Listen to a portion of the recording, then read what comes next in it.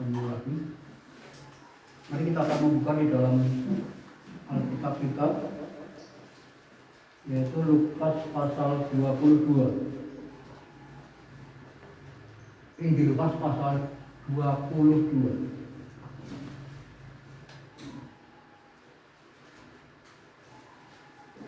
Injil Lukas pasal 22.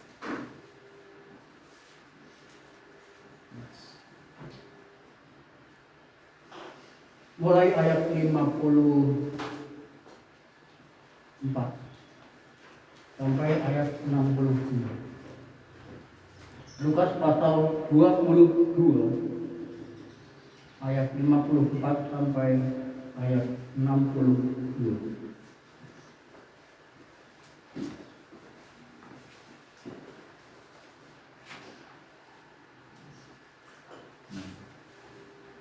Kalau sudah belum, mari kita akan baca bersama-sama. Saya membaca ayat yang ganjil, Bapak Ibu sekalian membaca ayat yang genap. Injil Lukas pasal 22 ayat 54. Bapak Ibu yang genap, saya yang ganjil. 1, 2, 3. Lalu Yesus ditangkap dan dibawa dari tempat itu. Ia digiring ke rumah imam besar, dan Petrus mengikuti dari jauh.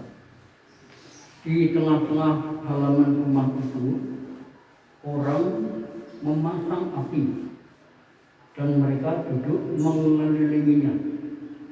Petrus juga duduk di tengah-tengah mereka. Seorang hamba perempuan melihat dia duduk dekat api. Ia mengamat-amatinya, lalu berkata, "Juga orang ini bersama-sama dengan dia." Tetapi Petrus menyangkal, katanya, "Bukan, aku tidak kenal dia." Tidak berapa lama kemudian, seorang lain melihat dia lalu berkata, "Engkau juga seorang dari mereka." Tetapi Petrus berkata, "Bukan, aku tidak." Dan kira-kira sejam kemudian, seorang lain berkata dengan tegas, "Sungguh, orang ini juga bersama-sama dengan dia, sebab ia juga orang Galilea." Tetapi Petrus berkata, "Bukan, aku tidak tahu apa yang kau katakan." Seketika itu juga, sementara ia berkata, berkokoklah ayam. Lalu berpalinglah Tuhan memandang Petrus. Maka teringatlah Petrus bahwa Tuhan telah berkata kepadanya, "Sebelum ayam berkokok, pada hari ini engkau telah 3 kali menyangkal aku." Lalu ia pergi keluar dan menangis dengan sedihnya. Amin. Bapak yang dikasih oleh Tuhan Yesus Kristus,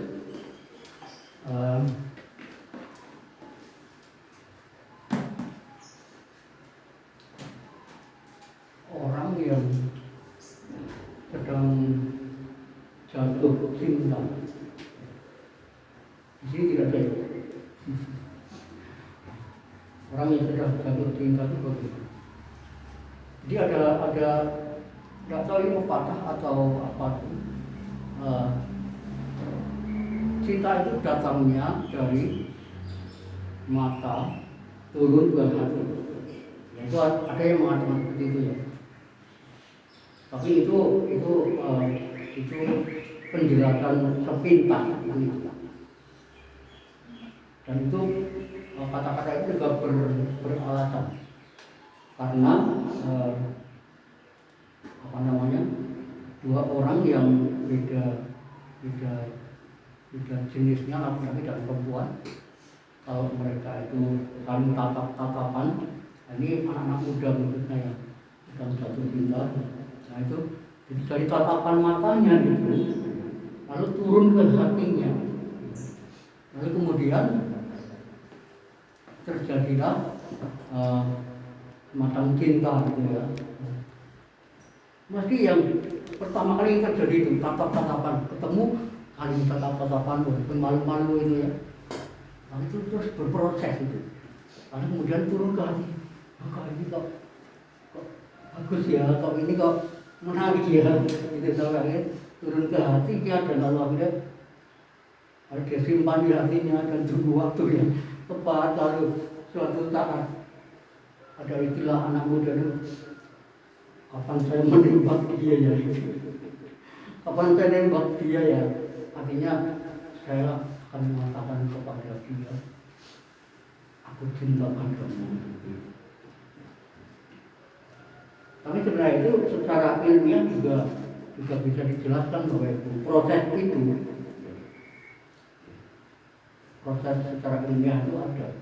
Jadi sebenarnya seseorang itu bisa jatuh cinta,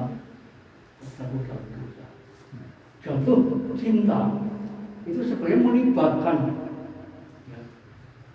zat-zat kimia yang ada di dalam tubuh manusia. Itu ada beberapa zat kimia yang terkandung di dalam tubuh manusia, sehingga akhirnya zat-zat kimia itu mengalami satu interaksi atau semacam kerjasama seperti itu.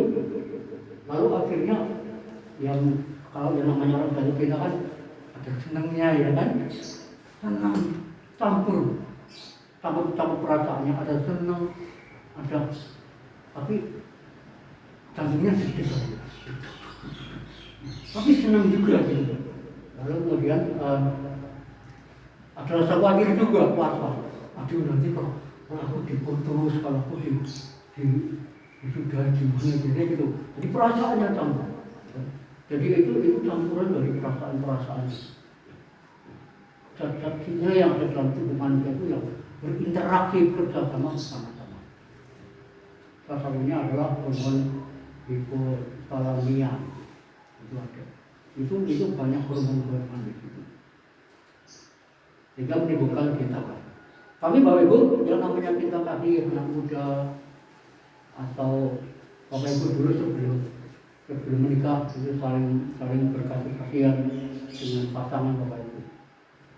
Kalau kita bicara cinta itu juga ada unsur nafsunya, ada unsur nafsu,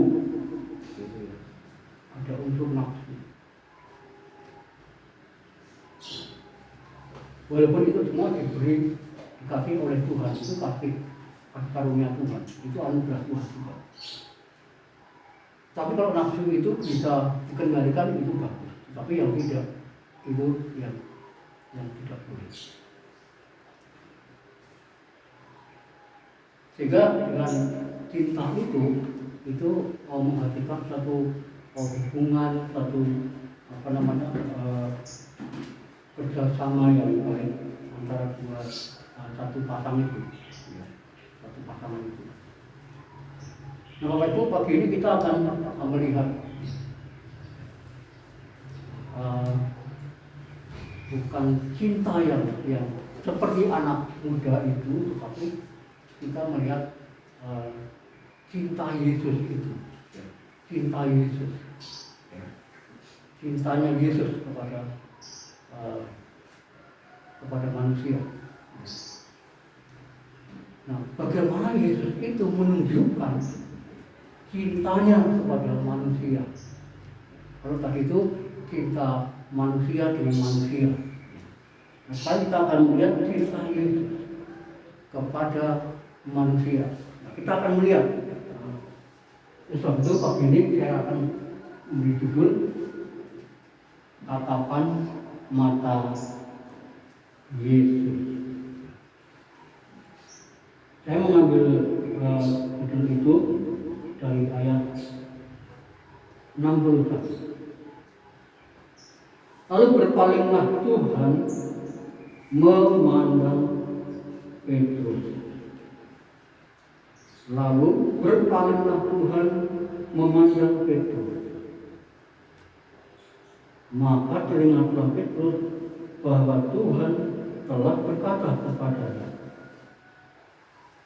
yaitu sebelum ayam berkokok pada hari ini engkau telah 3 3 kali menangkal aku. Apa itu yang dikasih oleh Tuhan Yesus itu? Kalau kita melihat cerita di sini mulai ayat 54 di situ, ini judulnya Petrus menyangkal Yesus. Nah, ayat 54 itu dikatakan itu bahwa Yesus kemudian Yesus ditangkap. Jadi ini setelah dari Taman Getsemani, setelah Yesus Kristus itu berjuang, berdoa kepada Bapaknya, tawar menawar dengan Bapa, lalu akhirnya Yesus berkata, ya kehendakmu yang jadi, bukan kehendakku. Dan di situ juga ada peristiwa bagaimana Petrus itu apa itu ya? Jadi ada seorang perwira dari Romawi itu telinganya ini oleh Petrus. Ada peristiwa itu juga. Karena Petrus itu mungkin tidak suka. Dia ingin membela Yesus. Karena sebelum peristiwa itu terjadi, Petrus sempat semacam berjanji atau apa itu. Pokoknya aku akan ikut engkau terus, aku akan membela engkau, itu kata Petrus. Maka dari itu ketika ada peristiwa, ada momen di mana Yesus ditangkap, yang diawali oleh usaha Yudas Iskariot. Dia minta uang 30 keping perak. Lalu kemudian Yesus akhirnya ditangkap, itu ayat 54. Ditangkap, kemudian digiring ke rumah imam besar yang namanya Kayafas. Imam besar sebelumnya itu namanya Hanas. Imam besar pengganti Hanas ini bernama Imam besar Kayafas. Lalu Petrus itu mengikut Yesus dari jauh. Petrus mengikut dari jauh. Nanti Bapak Ibu melihat cerita selanjutnya, mengapa Petrus berdiri atau mengikut dari jauh. Ayat 55. Di tengah-tengah halaman rumah itu orang memakan api dan mereka duduk mengelilinginya. Petrus juga duduk di tengah-tengah mereka. Jadi ini peristiwa dini hari Bapak Ibu, malam yang sangat dingin dan gelap. Ya. Karena pada waktu itu Yesus itu digiring dibawa ke rumah imam besar Kayafas. Itu seperti gedung tetapi di bawah tanah gelap dan pengap. Makanya itu ada orang yang membuat perapian, ada api gitu ya. Di samping untuk penerangan tetapi juga untuk menghangatkan karena hawanya itu dingin sekali ya, pada waktu itu di rumah imam besar Kayafas. Lalu kemudian ada seorang hamba perempuan, seorang hamba wanita imam besar Kayafas. Jadi orang dekatnya imam besar Kayafas itu ketika ada api di situ, lalu kemudian dia melihat di situ ada Petrus. Dia mengamat-amati. Terus dia berkata, juga orang ini bersama-sama dengan dia, bersama-sama dengan Yesus. Lalu Petrus berkata apa? Bukan, aku nggak kenal dia. Lalu tadi saya sudah katakan, Tuhan, kemanapun kau pergi, aku akan ikut engkau. Kemanapun kau pergi, aku akan bela engkau. Serahkan saja kepadaku semua. Lalu dia bilang, bukan, kamu salah. Mungkin itu wajahnya sama dengan saya. Saya nggak kenal dengan dia. Lalu kemudian ayat selanjutnya 58. Tidak berapa lama kemudian orang lain melihat dia dan bilang, engkau juga orang yang bersama-sama dengan dia kan? Pasti engkau bersama-sama dengan dia. Saya lihat ini orang yang kedua. Apa jawab Petrus dengan pertanyaan itu?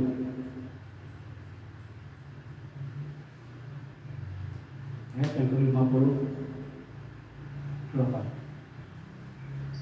Bukan, aku tidak bersama-sama dengan dia. Aku tidak bersama-sama dengan dia. Padahal sudah kurang lebih 3 tahunan bersama dengan Yesus. Yesus bilang, aku tidak bersama dengan dia.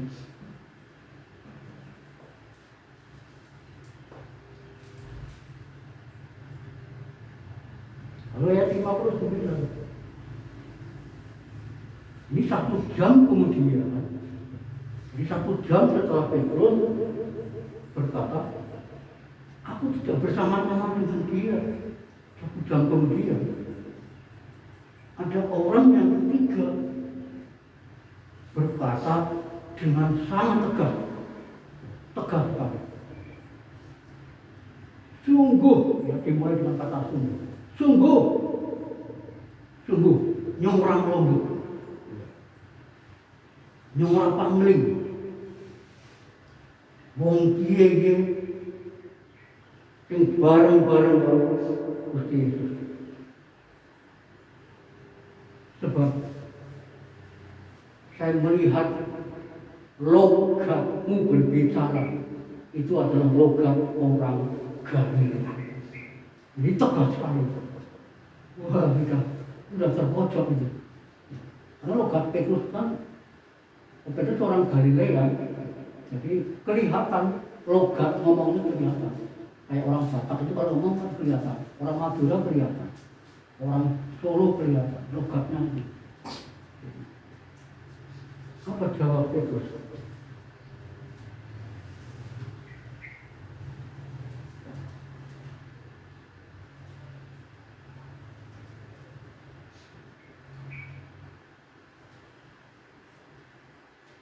Apa jawab Petrus begitu?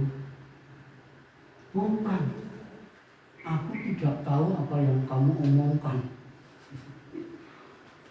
Aku tidak tahu apa yang kamu ngomong kepadaku.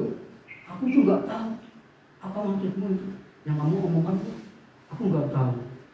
Apa itu? Nah, itu kan pada kerumunan banyak orang Bapak Ibu di situ. Orang miskin, orang tulir. Karena itu orang-orang itu orang yang apa ya, yang marah, yang benci sama Yesus. Termasuk imam besar Kayapas juga benci. Itu orang yang ramai. Tapi saya kira Tuhan Yesus juga tidak selalu dengar banget suara itu. Tuhan Yesus tidak selalu dengar. Tetapi dia berkata, apa namanya? Mungkin Yesus tidak melihat Petrus ketika dia mengatakan begitu. Tetapi ketika dia mengatakan yang ketiga kalinya dia menyangkal, kemudian baru dia berpaling dan menghadapi Petrus, memandang Petrus, berpaling dan memandang Petrus, menatap mata Petrus. Maka terimalah, karena di ayat 34 Bapak Ibu, Yesus sudah bilang gitu. Lukas 22 ayat 34, Yesus sudah bilang dengan perkataan yang sama. Maka teringatlah Petrus bahwa Tuhan telah berkata kepadanya, sebelum ayam berkokok pada hari ini, engkau telah 3 kali menyangkal aku.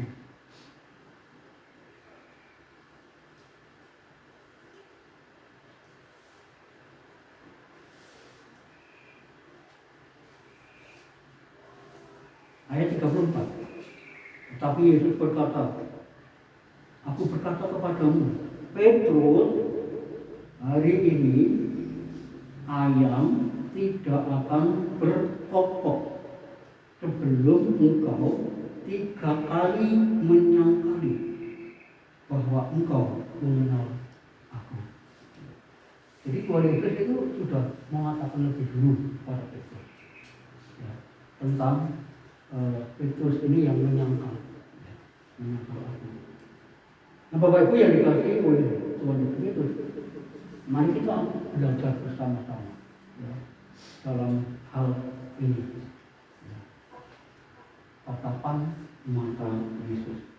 Kalau tadi itu seorang jejaka, ya kan, saling pandang-pandangan, lalu kemudian jatuh cinta, ya, lalu kemudian dia sudah kita itu jadi suaminya, jadi istrinya gitu. Itu berawal dari itu. Tapi apa pelajaran yang bisa kita lihat dari sini? Dari peristiwa Petrus yang menyangkal 3 kali. Bapak Ibu yang dikasihi oleh Tuhan Yesus Kristus, tadi sudah saya katakan Petrus itu sudah 3 tahun mengikuti Yesus. Dia sampai menyangkal, tidak kenal Yesus. Aku tidak bersama-sama dengan dia. Padahal sudah 3 tahun kurang lebih bersama-sama dia. Dan dia berkata, aku tidak tahu apa yang kamu katakan kepadaku.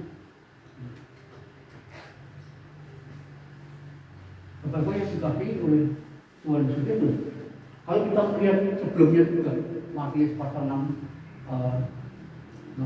ayat 16 dikatakan juga, itu adalah seorang murid yang telah mengatakan, Petrus, siapakah aku ini menurut kamu?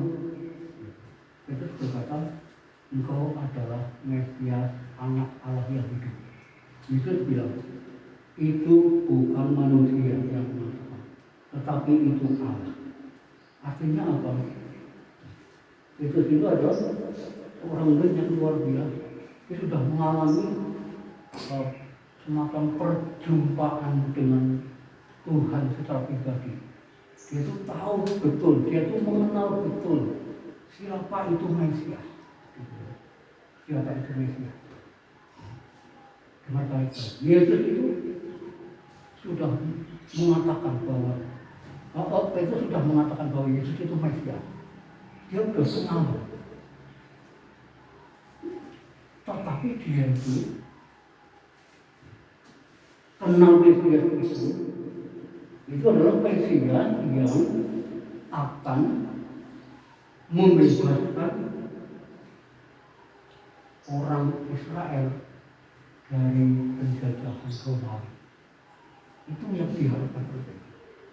Maka dari itu, ketika Petrus melihat Yesus itu ditangkap, walaupun dia berjanji, aku akan membela engkau, aku akan ikut engkau kemanapun engkau pergi.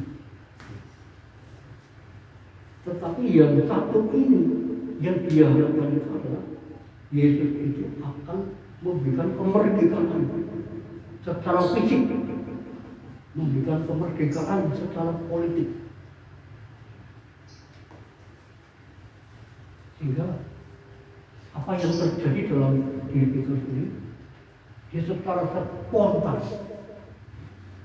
spontan dia menyangkal. Yang aku harapkan adalah Yesus yang tidak ditangkap. Dia menang, dia kuat, dia membebaskan bangsa Yahudi ini dari penjajahan Romawi. Maka dari itu ketika dia teringat dengan apa yang dikatakan oleh Yesus, dan ketika Petrus itu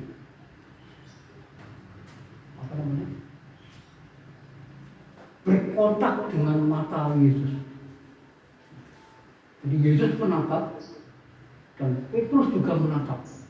Ketika Yesus berpaling kepada Petrus, maka Petrus menatap mata Yesus. Yesus teringat apa yang pernah dikatakan itu, dan itu betul. Lalu apa yang dilakukan oleh Petrus? Ayat 62, lalu ia pergi keluar dan menangis dengan sedihnya. Dia pergi keluar menangis dengan sedihnya. Kemana dia pergi? Dia meninggalkan Yesus yang sudah digebuki di sana, dipukuli, dicaci maki di gedung bawah tanah, di rumahnya Imam Besar Kayafas, diadili yang tidak adil. Petrus tinggalkan. Markus juga meninggalkan. Yohanes juga meninggalkan. Kemana Petrus? Petrus itu mencari ikan lagi. Ya. Petrus mencari ikan lagi. Udahlah. Mesias yang aku harapkan ini adalah Mesias yang membebaskan orang Yahudi dari penjajahan orang Romawi. Lalu kemudian Yesus mati. Lalu kemudian pada hari yang ketiga bangkit dari antara orang mati. Dan kemudian ketika Yesus bangkit dari antara orang mati, dia menampakkan diri selama 40 hari kepada murid-muridnya. Memang yang pertama kali Yesus menampakkan diri kepada Maria Magdalena karena ada ceritanya sendiri. Lalu ketika di Yohanes pasal 21 itu Yesus menampakkan diri kepada Petrus di pantai. Jadi Petrus itu ke pantai nyari ikan lagi. Bapak Ibu lihat di situ Yohanes 21 itu jelas sekali. Petrus berkata kepada teman-temannya, aku mau mencari ikan lagi. Karena Yesus sudah seperti itu, digebuki dan mati di salib. Tapi dia pakai lagi, kemudian baru Yesus menampakkan diri kepada Petrus. Dan di situ Petrus ditanya 3 kali. Seperti Petrus menyangka 3 kali.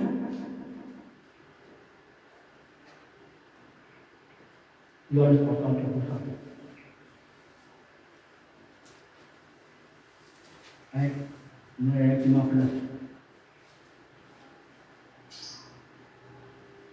Sudah sarapan Yesus berkata kepada Simon Petrus, Simon anak Yohanes, apakah engkau mengasihi aku lebih daripada mereka ini? Jawab Petrus kepadanya, benar.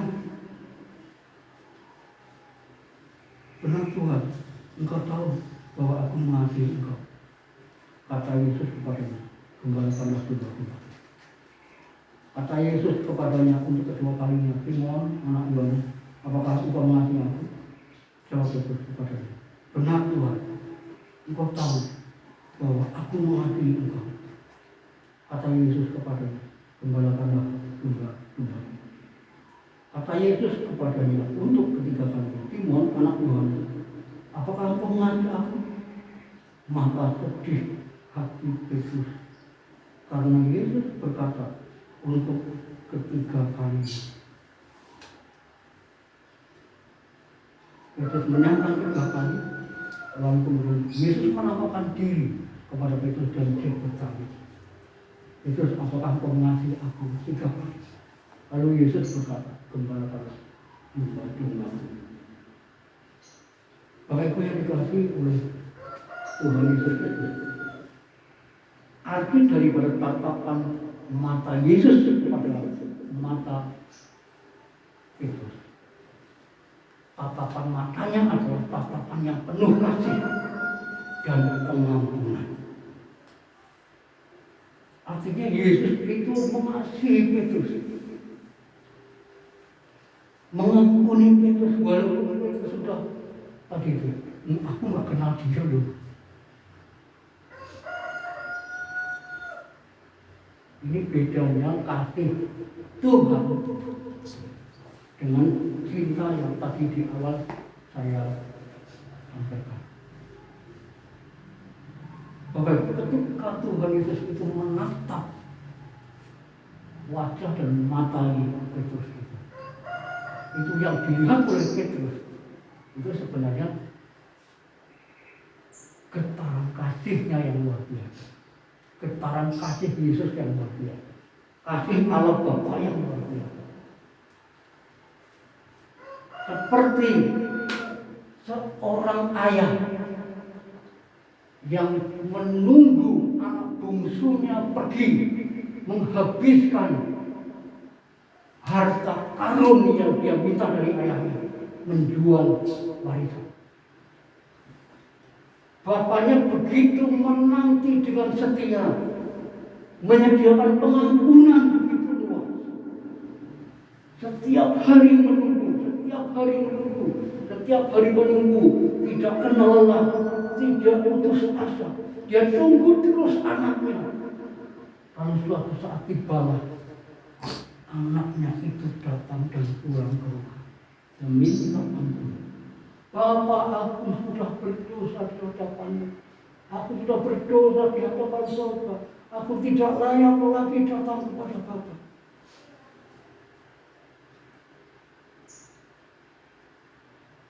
Bapak ini dikasih oleh Tuhan juga.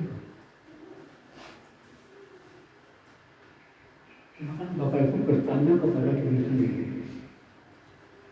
Mungkin Petrus menyangka, mungkin Bapak Ibu tidak menyangka seperti itu. Tetapi adakah Bapak Ibu dan saya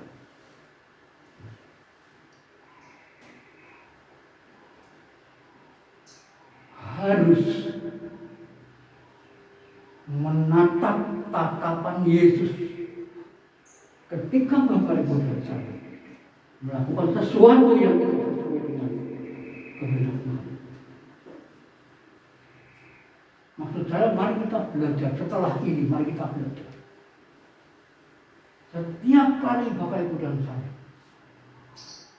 barangkali hendak melakukan dosa, maksud saya, tataplah wajah Yesus itu yang sedang menatap Bapak Ibu dan saya pada saat Bapak Ibu berbuat dosa. Kenapa orang berbuat dosa itu terus berkembang? Karena ketika dia berdosa, dia tidak melihat tatapan Yesus itu sebenarnya menatap dia. Mungkin karena dia enak, mungkin karena dia asik dengan dosa itu, sehingga iblis itu kerjasama. Itu enak, dosa itu enak, ayo enak, lalu diselubungi, akhirnya mengabaikan tatapan Yesus. Ibaratnya mata itu melotot begini, itu sambil kelihatan. Ini boleh. Contohnya ketika Bapak Ibu mungkin marah.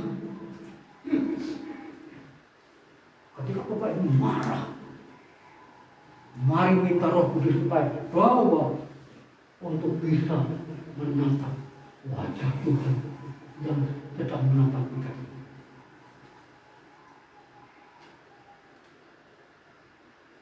Baru itu akhirnya bertobat karena dia menatap tatapan Yesus. Tetapi beda ceritanya dengan Yudas Iskariot. Dua orang ini sama-sama jahat. Dua orang ini, Petrus dan Yohanes, yang Yudas Iskariot, sama-sama jahat di hadapan Tuhan. Yudas itu menjual 30 keping perak itu kepada para imam dan tua-tua. Petrus menyangka Yesus, aku tak jahat itu. Dua-duanya. Yudas itu melakukan sesuatu tanpa berpikir panjang. Dia nggak mikir. Kalau dia dapat 30 keping perak itu dari tua-tua imam kepala, itu Yesus itu dibunuh. Dia nggak mikir itu. Pikiran Yudas itu pendek. Yang penting aku dapat 30 keping perak. Yang penting aku udah untung dapat uang. Karena kan dia selama jadi murid Yesus bendahara kan. Bendahara di tim murid Yesus. Tetapi juga ini kurang baik juga. Makanya dia cari keuntungan menjual Yesus. Wah, begitu tahu Yesus dibunuh, ya, stres berat itu Yudas ini. Wah, kelingkungan, kebingungan luar biasa. Lalu kembalikan itu, lemparkan uang 30 keping perak itu di halaman bait Allah.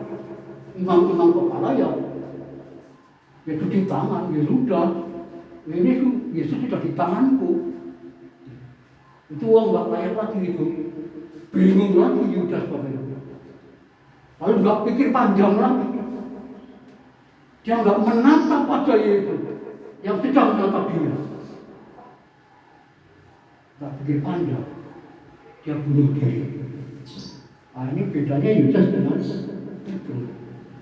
Petrus ketika menyangkal Yesus berdosa di hadapan Yesus menatap wajahnya dan Petrus menatap dan dia bertobat.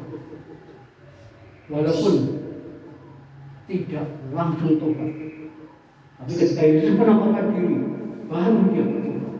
Yesus bilang, tinggalkanlah dulu. Yudas mati konyol karena dia bunuh diri. Apa itu? Mari kita bawa diri kita. Ketika kita akan berdosa, tatapan Yesus. Dalam kitab Mazmur, Daud menulis, mata Tuhan itu menjelajah ke seluruh bumi, bahkan sampai ke bawah bumi, masuk ke lubang semut pun Tuhan akan melihat, dan Tuhan tahu apa yang Bapak Ibu lakukan. Maka dari itu Daud berkata dalam Mazmur 51, Bapa, aku berdosa terhadap Engkau. Ketika Daud berzina dengan Batseba, tetapi itu berdosa di hadapan Tuhan. Nah,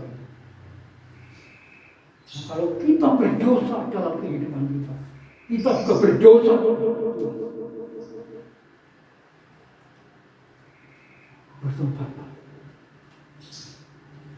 Lalu Yesus mati dan mengampuni kita. Dan yang kedua, saya melihat di sini bahwa dalam Yesus menatap wajah Petrus itu, dalam hati Tuhan berkata, aduh, ini Petrus fatal sekali,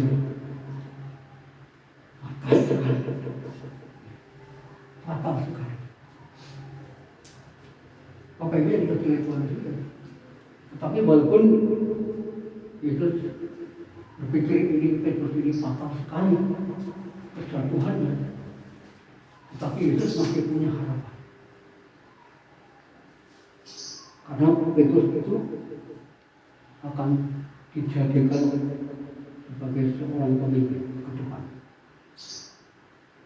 Nah, Petrus, kalau kita lihat Yohanes 21, di situ Petrus bertobat. Itu apa yang dilihat oleh Tuhan Yesus Kristus. Lalu akhirnya Yesus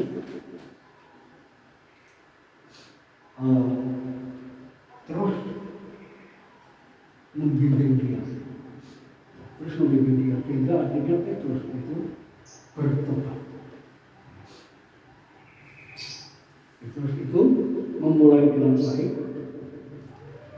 lalu dia mengalami kejatuhan, lalu bertobat, lalu kemudian dia mengakhiri hidupnya dengan baik. Berbeda dengan Salomo yang dikotbahkan Fatma 6 beberapa waktu yang lalu. Salomo memulai dengan baik. Tuhan menampakkan 2 kali kepada Salomo, menampakkan diri kepada Salomo 2 kali. Tetapi Salomo tidak mengakhiri hidupnya dengan baik. Apa itu yang dikasihi oleh Tuhan Yesus Kristus?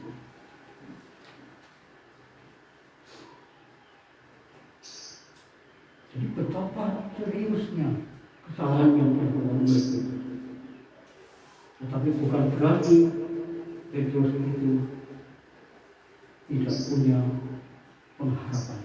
Masih ada kesempatan untuk memulihkan Petrus. Itu dengan 3 pertanyaan Yesus dalam Injil Yohanes pasal 21 itu. Dan betul ternyata akhirnya Petrus itu jadi gembala, menjadi seorang gembala. Bapak Ibu yang dikasihi oleh Tuhan Yesus Kristus, lalu dalam tatapan Yesus yang selanjutnya itu saya melihat bahwa Yesus mau memakai Petrus lebih dahsyat lagi. Lebih dahsyat lagi. Berbeda dengan Yudas Iskariot. Dia mau melakukannya karena tidak bertobat. Oleh itu yang dikasihi oleh Tuhan Yesus Kristus. Jadi mari kita bertanya kepada diri kita sendiri dan ingatkan diri kita sendiri ketika Bapak Ibu dan saya itu jatuh dalam dosa, pikiran yang negatif, perasaan yang negatif, kehendak kemauan yang negatif, reaksi yang negatif, keputusan-keputusan yang tidak benar, sikap hati yang tidak benar, perkataan-perkataan yang tidak benar. Mari Bapak tatap mata Yesus supaya Bapak Ibu dan saya itu seperti Petrus itu dipakai oleh Tuhan, tambah hari tambah dahsyat. Tuhan tidak mau, Tuhan tidak cepat puas. Jadi orang Kristen yang setia beribadah, pulang, ini minggu ibadah lagi, entah hari-harinya tuh ngapain, ibadah rajin ibadah. Wah itu Tuhan gak puas. Yang puas itu aku udah diselamatkan, udahlah aku berdoa aja, aku udah diselamatkan. Bukan. Itu bukan tujuan Tuhan. Kadang-kadang pola pikir kita keliru. Udah ibadah aja lah, gak usah macam-macam.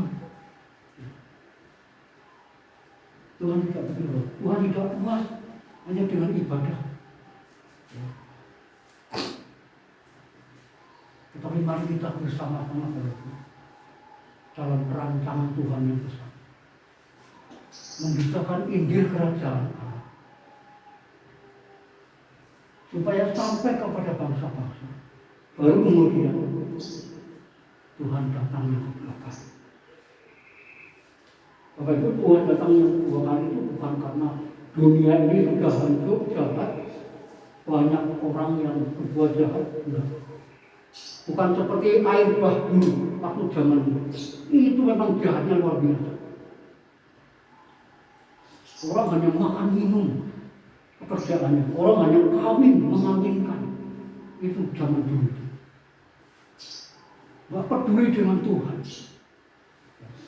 Jadi jahatnya luar biasa. Makanya Tuhan mengirimkan air bah dan membinasakan seluruh bumi. Tapi Tuhan berjanji, aku tidak akan menghancurkan bumi seperti ini lagi. Tetapi Tuhan akan datang yang kedua kali menghancurkan bumi pada hari kiamat ini. Dan itu akan terjadi ketika Injil disampaikan kepada seluruh bangsa. Termasuk Bapak Ibu terlibat di sana memberitakan, baru itu akan terjadi. Kalau tidak, walaupun dunia ini jahat, itu tidak akan terjadi. Mengapa Tuhan itu kesannya mengulur-ulur waktu tidak datang ke dunia ini?